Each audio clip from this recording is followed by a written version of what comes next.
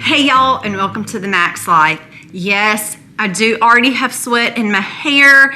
There are times that I dress up like a real person and actually get dressed, but usually you guys tag along with me when I'm doing farm chores. Today, nonetheless, is the same. I have already been out picking squash and I have sweat in my hair, but an exciting day because I'm going to show you guys how I can my summer squash. Now, I'm not recommending that any of y'all do this. I'm just saying that this works for our family. I've been doing this for a couple of years now, putting up squash this way by cutting it in cubes, pressure canning it, and guys, my family eats on it all winter long. This is some of the squash. The rest that I have is picked outside and I have to start bringing all of that in. So guys, I'm gonna be doing that. Then I'm going to get this squash washed up, moved on my table. I have my table cleared off and I'm going to start cutting it up into cubes, preparing it to go in the jars. So that's where I'm at right now. This is the squash that we picked a couple of days ago. I'm more than this, I need to go ahead and get inside right now. So just sit with me, talking to the night into the morning. Now, one thing is for sure, you're going to hear people tell you to can different ways. People have different methods. I'm just telling you, you're gonna hear not everybody does everything the same. So I'm just telling you, you may hear some different things, and that's okay. Not everybody does it the same way. This works for me and my family, so this is what we do. I will tell you, if you're a new canner, try to stick with things in the Ball Blue Book that give you step-by-step instructions of exactly how to can. Here's my other load of squash, y'all. We've got to get that inside. But really the most important thing that I would tell you is that you need to learn how to use your pressure canner. First and foremost, you need to get the manual out. You need to read it from front to back. If you don't have a manual, you need to find the manual for your model. If you have an old pressure canner that requires a seal, you can out to your extension service, take that to them, let them have a look at that for you and give you some good tips and pointers. But knowing your pressure canner and how to use your pressure canner is the most important thing that you can do when learning how to can. Now, I can't tell you how to use your pressure canner because I have an All-American.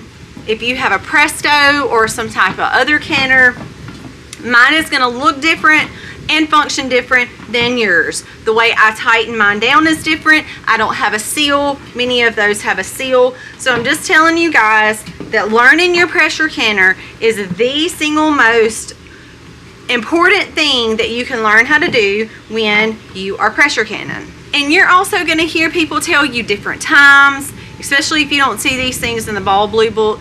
And what I would tell you is my number one suggestion when it comes to canning, and you're gonna do something outside of the Ball Blue Book, is this. You have to make the decision to can appropriate vegetables, squash, whether it's milk, you know, whatever it is. You guys have to decide what is appropriate for you and for your family and make those decisions that could possibly affect your health. Now, I've been canning for a long time. I've never had any problem whatsoever. But guys, it's gonna boil down to your individual decision. If you watch me and I tell you a time and you watch somebody else and they tell you a time and you watch somebody else and they tell you a different time and then you watch a fourth person and they tell you a totally different time, it ultimately boils down to what you think is best for your family. But I hope that you guys will at least give it a try because I know this feeds our family. Actually, we have been overly blessed with squash this year. I've already put up 21 quarts, not including what you just seen me unload in the sink and what I'm loading up now to take inside. That was I just showed you on the back of the Ranger. So we have been overly abundantly blessed this year. God has been so good to us when it comes to squash this year. But it will feed us for a year plus. This might actually feed us for well into 2 years. And if I didn't can my squash, I would have to resort to freezing, which I really don't like because the water content that goes into the freezer is just incredible. And I don't like the texture. It's hard to do anything with squash right outside the freezer unless you're just going to make a casserole. Okay guys, here's the squash you see me unloaded. Here's the 3 containers right here. So what I'm about to do is get this squash washed up. I'm gonna get it moved to my drying rack over to the table. We're gonna start cutting up. I'm not sure how much of this I'm gonna get done today. Cutting takes a little while, so I'm gonna be doing that while I'm waiting on my jars in here to come to a full rolling boil. So those will be very sterile. I already have my pressure canner out, and I will need to be getting the rest of my supplies like my jar lifter, my lids, my rings, and vinegar. Here is my can of squash that I actually just did. I have 1, 2, 3, about 4 jars from last year, 21 jars that I did a couple of days ago. Guys, I was actually gonna do some of a video on that day, but my camera was on slow-mo, so y'all didn't get any of that. But a lot of y'all have asked, what do you do with your canned squash? So I'm gonna give you a couple of ideas what I do. This is our #1 way that we eat squash. So when I wanna add squash to a meal, I will drain off all of this liquid, put the squash chunks on a napkin or a towel, whatever, and let them get as dry as possible. You know, I don't flour mine, but I suppose you could toss a little bit of flour on them if you wanted to. I do not flour mine though. Get a skillet very, very hot. When my skillet is very, very hot, toss some butter over in the skillet, drop my dried squash as much as possible over on that hot skillet, let it sear, pan sear for a couple of minutes on one side. Take my spatula, flip it, give them a couple of tosses, and my squash is ready to take up. We do like ours a little golden brown when we pan sear them. I usually add salt, pepper, a little bit of garlic, a little bit of onion to flavor. My kids, most of the kids really, really like squash and like it fixed that way. So that is the #1 way that we do it. Also, a lot of people use them in casseroles. You know, my kids aren't big casserole eaters, so like maybe once, maybe twice a year, I would shred that up. Another way that I use my squash, now I usually, and guys, if you haven't seen this video, you can go back and look for squash patties. That is another fantastic way to use your squash. Now, I usually use my squash fresh. Go ahead and mix it with the flour, the egg, the onion, the garlic, the salt, the pepper, and patty those out and put them in the freezer like that. But if you didn't want to do it like that, you could go ahead and get your squash, strain it off, smush it up. Shredding it is the best way, but there's some ideas of how to use summer squash, especially when it's canned. I had a lot of questions on how to use your canned squash. Our favorite way is to pan sear it in a very hot cast iron just until it gets golden. That is our favorite way to eat it, but also casseroles is another wonderful option, making squash patties as well.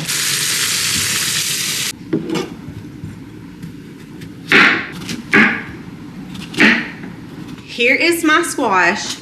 You can see that I just have it basically in cubes. Now, my pressure canner is already set up. So I'm gonna show y'all how I pack my jar. I do what's called a raw pack. So I'm gonna go ahead and get my jar that has been completely sterilized and bring it over to my working station. Now, I have a jar lifter because the jars are very, very hot. The next thing I want to do is I can't find my funnel, which is okay. You don't have to have a funnel, but it does make, especially when you're dealing with lots and lots of messy foods, it does make this process of cleaning the rims a whole lot easier. So a tablespoon of salt, I'm going to drop right down in the bottom, and Let me juggle my stuff around. Then I'm going to take a cup. I said I had my station ready, but I didn't quite have it ready. I'm going to take my cup and go ahead and empty my squash over into my jar until it is literally to the top. And then you're going to watch me shake my squash down. I don't want to pack it. I just want to get it good and settled down in there. And if you can add a couple more pieces, great. Your squash is going to sink some. Now, I'm not going to just like totally press it down in there, but if I can push it down a little bit, I'm going to do that. Maybe add a couple more pieces. That's about all I'm going to be able to get. Now what I'm going to do is cover this in my boiling water. I'm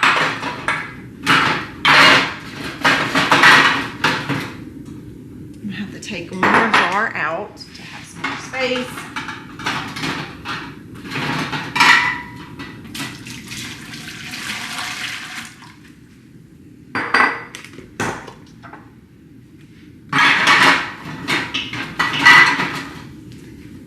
And here is an important thing. You're going to pour your water over in there. You're going to think that it is full, but you're going to need a debubbler of some sort, because when you have especially chunky food items in a jar, you're going to get air trapped up under those food items, and you need to get that air out just by taking something and kind of wiggling it around down in there, because it's going to make your water level drop.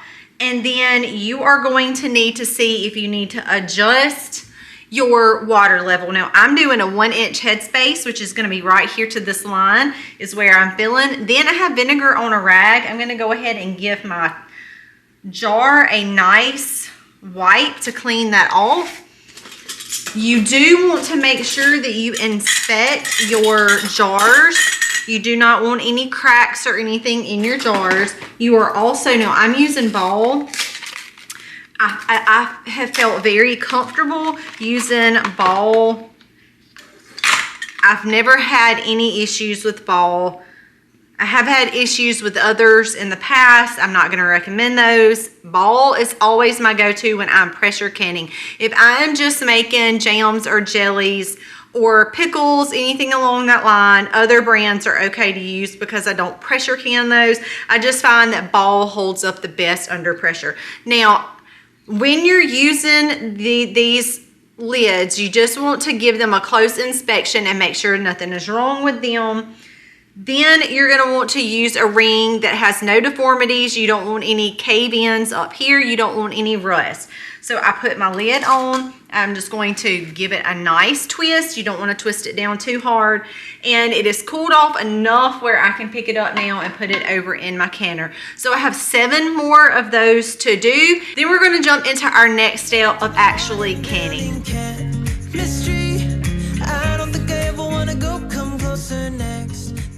Woohoo, y'all, I did find my funnel. I'm actually almost done with my jars, but I wanted to mention to y'all as well, when you're working in your working station, you want to make sure you have your hands clean. Your vegetables need to be clean. Of course, you guys saw me wash mine. Your working station needs to be clean. Your surface of your counters, all of your utensils and items that you're using all need to be clean. It is very important that you clean everything for the future of looking at spoilage of your food. Obviously, you wouldn't want to spend time growing food, spend time preparing your food for storage for it to be spoiled. So just make sure you keep everything clean.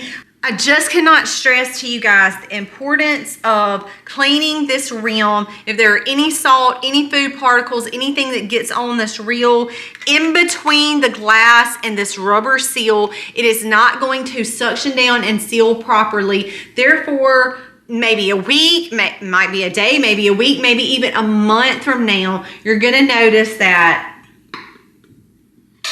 you hear give in your jars. That is not what you want to hear. Once this goes down, you're going to want it to stay down and be solid. And really the key to that is making sure that this is very clean. I cannot stress that enough. So one more thing I want to mention that I didn't mention earlier. Now, kind of going back to, you're going to hear people say different things, and that's okay. I was originally taught when I first started canning to heat my lids and then put them on the jars. And there's nothing wrong with doing that.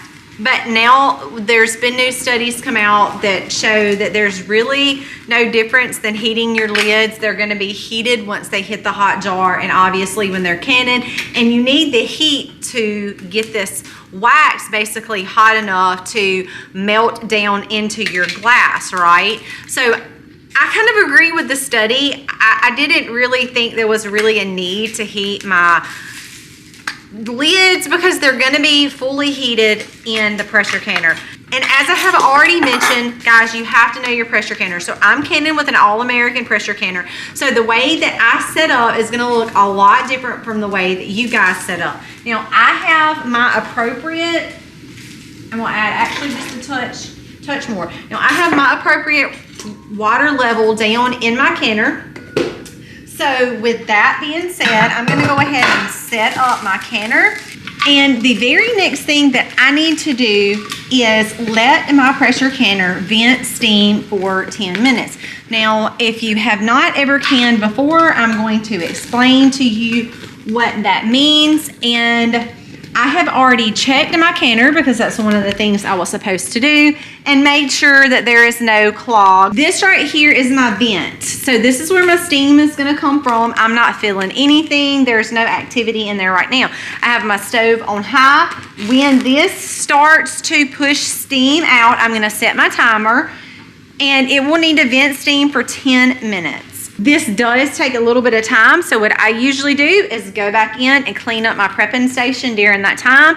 Once I am ready and I have my canner going, I will go back and continue to work, staying near my pressure canner. It is very important while you're pressure canning that you want to keep an eye on your pressure to make sure you're not going over those 10 pounds. I will say with me in learning my pressure canner, I cannot leave my stove on high. Once I reach 10 pounds of pressure, I have to turn my stove down to medium. That is just the way it works for me. You have to get in there, get hands on, and figure out your canner and your stove, especially if you have never canned before. Now, I will tell you this, if you're nervous about the pressure buildup, a lot of your pressure canners today, and I saw this in my book, this little black dot you see right here, if for any reason this was clogged and I wasn't paying attention to my canner, but I do, and you see my gauge has a caution sign over here, if my pressure was to get up too high, this is called an emergency release valve, and this thing will actually blow out in order to let the pressure out. So that is a safety feature on my canner. Some of your older ones do not have that feature, but I just wanted you guys to be aware of that. And always, like I said, always read your manual. But in the meantime, I'm going to be prepping this station. This does take a little bit of time. There is still no steam right here, and I've been talking to y'all for almost 2 minutes now. So you just kind of have to be patient. When this starts steaming, I will turn it back on so you guys can see exactly what I'm talking about. And then we're going to set our timer for 10 minutes. So as I think of things, tips and stuff to give you guys while you're canning, I tried to turn my camera on and do that, so don't get mad at me if the video is on, especially for you first-time canners. So one thing I want to mention is do not put a cold jar or a room temperature jar over into hot water because it will crack. Ask me how I know. I have done it. So I need to restock my sterilization pot. And in order to do that, I got jars off the shelf. I'm running really, really, really hot water right now over into those jars. I'm going to fill them up and let them sit for just a minute so those jars can become warm and get that glass warm before I put it back over into my hot water. Because if I take a jar like this that's room temperature and pop it over in that really hot water, guys, it is going to crack every time.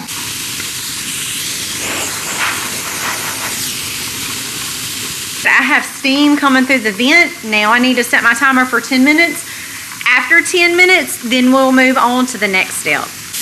All right, y'all, it is time for my weight. So this is just how I do my weight. I've got 10 pounds. I'm gonna pop it right on over my vent steam. Now you can see I'm already almost at 5 pounds of pressure. You know, I'm gonna stay right here with it. Once it gets to 10 pounds, my little jiggler is gonna start jiggling. Then and only then, when your jiggler starts jiggling, you're gonna set your timer for 40 minutes. So this is where I'm at right now. I'm pressuring up to 10, waiting for my jiggler to start jiggling. As soon as the jiggler starts jiggling, then I'm going to set my timer for 40 minutes. Y'all, we are jiggling. Now, as I mentioned to y'all earlier about my stove setting, I cannot leave this on high because my pressure is going to continue to rise. So I'm going to go ahead and turn this down to medium. And I know that my jiggler is going to continue to go without building pressure. And now I'm setting my timer.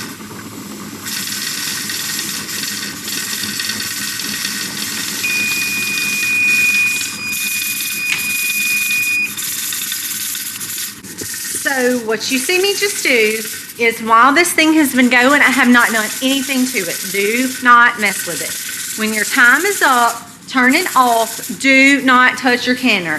This is going to stop jiggling. It's going to pressurize down to 0. Do not touch it. Leave it alone. Don't mess with it. When it gets to 0, we're going to take our weight off, and I'm going to open it up and begin to take my cans out. But it is a slow process.